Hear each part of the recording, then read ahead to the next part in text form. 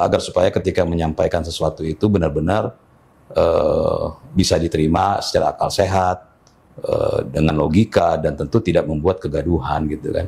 Kalau ini kan kayak sengaja gitu supaya dibicarakan kan. Iya. Jadi apa ya, supaya beda, supaya terlihat keren gitu kan, padahal konyol gitu. Nah ini yang terjadi di kita gitu. Makanya saya bilang darurat kecerdasan ada di para petinggi kita. Ini harus segera perbaiki lah. Tapi ini kalau dilihat awalnya Mas Wapres diusulkan ke Papua. Nah setelah itu diisukan dan didorong untuk ke IKN. Ini kok seolah-olah meminggirkan Wapres di Jakarta, ya seolah-olah pengen Wapres ini jangan di Jakarta deh, lu ke mana gitu biar nggak ke Jakarta. Kok tendensius gitu Bang kira-kira? Memang karena kan gini, Wapres tidak kemana-mana aja sudah tendensius gitu kan. Iya.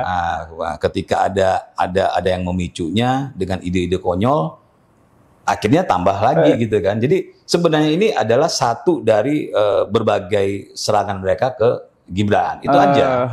Jadi soal pemindahan ini hanya satu dari puluhan serangan gitu kan. Nah, tapi kan semua serangan itu nggak ada yang cerdas gitu, karena dibalut dengan kebencian, bukan dengan keobjektifan gitu kan.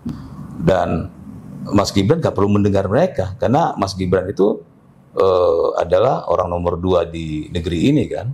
Beliau hanya mendengar ya kata Pak Presiden.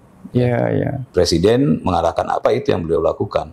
Kalau yang di bawah mengarahkan itu ya ibarat anjing menggonggong kafilah terus berlalu aja gitu. Jadi buat Mas Gibran juga ya, tapi nggak perlu lah, Mas Gibran sudah kawakan lah ya. Artinya beliau juga tahu mana yang harus didengar, mana yang enggak. Ini kan hanya bunyi-bunyian saja nih semua ini. Bunyi-bunyian sesaat ya, yang ngomong juga punya kepentingan kan. Pengen tampil, pengen berbeda, pengen jualan, ya macam-macam lah.